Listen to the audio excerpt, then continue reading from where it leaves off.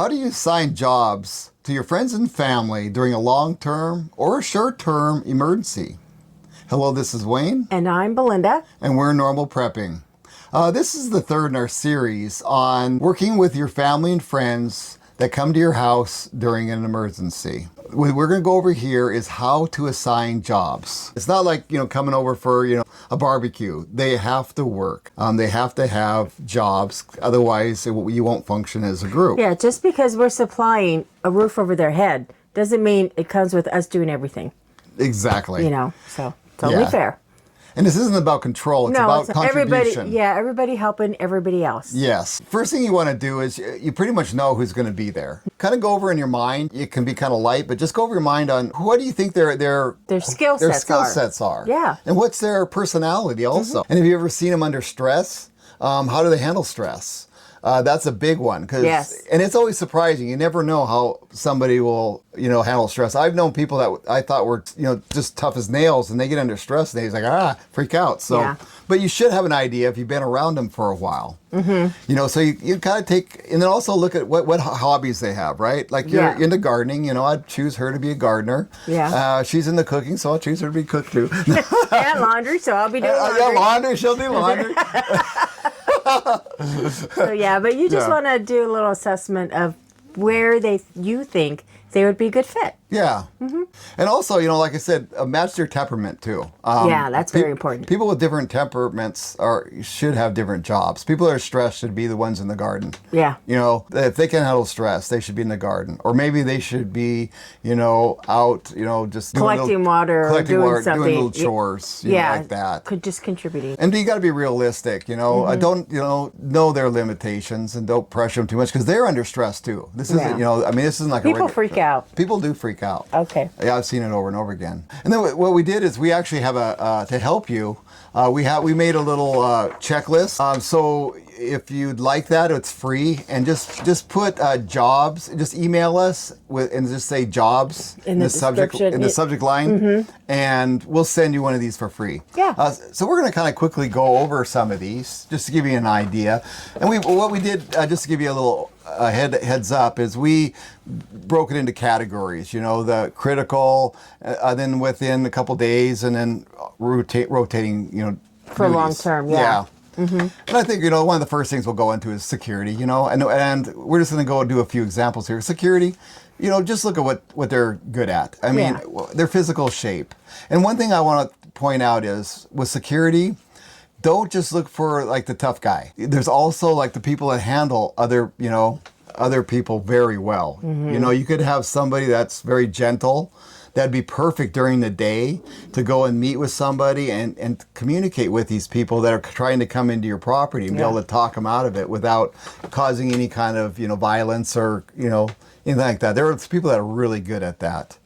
And also then we also have like the first aid. If you should know, ask people beforehand, have you had first aid training, things like that. And you can pretty much find that out with their daily job description. Yeah. If someone works in healthcare, if someone works in home health or in a doctor's office, or out in the field where they're required to know first aid. Right. And then also think about, we also go into child care and even elder care. If you have somebody that's very old, you're not going to leave them out there, on an iceberg. You're going to bring them in. Yeah. And they may not be able to contribute a lot, but you can have them, working in the kitchen, peeling potatoes or whatever, Or you can have them sit with kids. Yeah, sit with kids. Just make sure they don't leave the yard or something. Or read. Yeah. Read. Everybody needs a job. Everybody needs a job. And even the kids. Yeah. The kids are perfect. If you have animals like chickens or whatever, they're great with that. They could take care of the pets. Because a lot of times people bring their pets, so the kids will be good with that. And they'll also be good in the garden,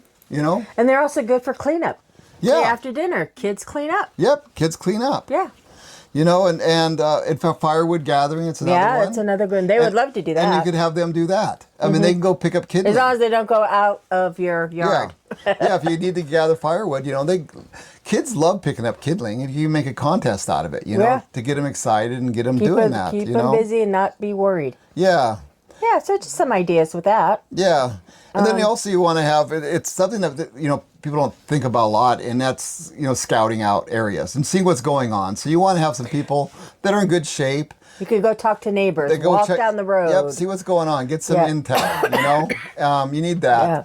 You know, these are just a variety of ideas. Get information from other neighbors, just, you know, so you know Yeah. what's going on. And possibly by doing this, one thing you would want to try to do, at least that's what our idea is, build a community of other people. Because you're going to have your group and they're going to have their jobs, but then there'll be, if you can get with another group of people, and even though they stay where they're at, if you guys can kind of work together, I mean, that's kind of how we are here. We have neighbors, and they probably won't come to our house. We may go running back and forth, but you know, they're going to be at their house, they'll be at ours, and that's really good to have, you know? So keep each other informed. And then you have to pick leadership. It's very important when you have a job, is having leadership. Otherwise, it can break into chaos. Yeah. And also, people like to have a person, I found, that they need to ask. If you have a group of people and there's nobody to ask for direction, then anarchy. Yeah. Yep. It'll fall apart. Someone will start something. They'll start. And guaranteed. it's just human nature. Yep, it is. And it'll happen. Yeah. So set up that. Make sure you have leaders. You know, good, strong leaders. Yeah. And then another thing that would be good to include everybody in would be to have like a dinner meeting or meeting after dinner. Sit down and say, okay, how's it going out there? What do you have anything to report? You know, do you want to see any changes? Do you have any ideas?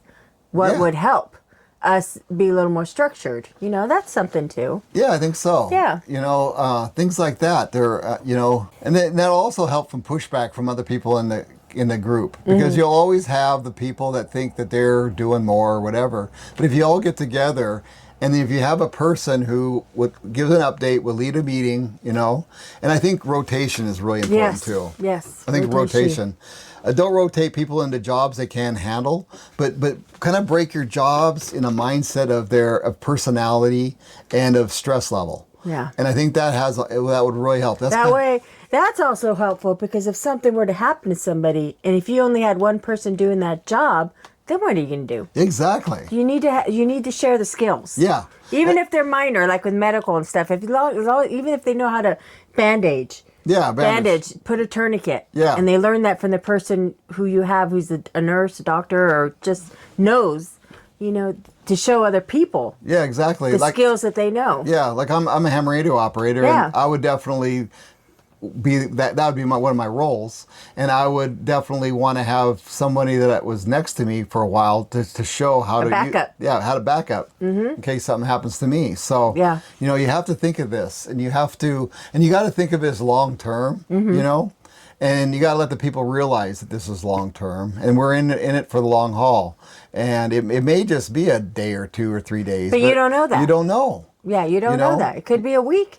Could be 2, but you just don't know. Just look at what goes on. Like, look at Hurricane Katrina and all those. You know, where people storms, tornadoes. Yeah, and, you know, the power outage that just happened. That was out there. They're back on now. But I mean, Spain. They could have been out for a week. Yeah. They still don't have their subways going and anything. Yeah. So they're still in a little tight squeeze there, but and then also, like, I was thinking about the kids too. I think kids would, like, even though you kind of have like what I would like to do with kids is, even though you have like a few jobs that they could do, I think they would enjoy it if they drew, you know, like, oh, today I'm watering. Yeah, and they pull it out of a jar or something, you know. Oh, today we're watering the garden, or today I'm, you know, taking care of the dogs, you know, or picking up Kindle. Yeah. Yeah, exactly. Yeah, firewood. Kids like that to the fire pile. Yeah. The wood pile, I mean. Right. Yeah, they think that's fun. Yeah. And that's one thing you got to try to keep going here, is try to keep it somewhat up. You know, don't turn it into a dark and doom and gloom. Don't be just like all hiding in your house. And I mean, stay. Yeah. If you see people that you don't know, be leery. Yeah. But you know. Yeah. And you'll learn, you know. I mean, I think it's just kind of common sense. Yeah. And use your common sense. And we're preppers, you know. Pretty much, if you're watching this, you're at least starting to be a prepper. So you have an idea about most of this already, you know. We're just trying to, you know, give you some, you know, some thoughts that maybe you haven't had, you know. And I think it could really help if you think about it ahead of time. And if you could have conversations ahead of time with your friends and family, that would really help. Yeah, you know, yeah. barbecue season's coming. Yep, barbecue season. Yeah, invite everybody over. And Yeah, Mother's Day's coming, you know, and like with my family, I just say, hey, come over. We haven't seen you in a month or two. Come on over. Let's just everybody bring a dish and barbecue. And we always end up talking about these Yeah, things. and just hang out. Yeah. Yeah, and that's a great time because it's a light conversation. Yeah. So I recommend bringing these kind of conversations up at a dinner and just, you know, it's great. So I think that's about all we're going to have right now. Yeah, just remember, if you would like to see our list, put in the email. Yep. And that's about it. So we'll list our videos that you have, the previous videos. You can watch those, and that's about it. And for all you new viewers, thank you. And for all the old timers, we enjoy you every time. Thank you. Thanks. Bye.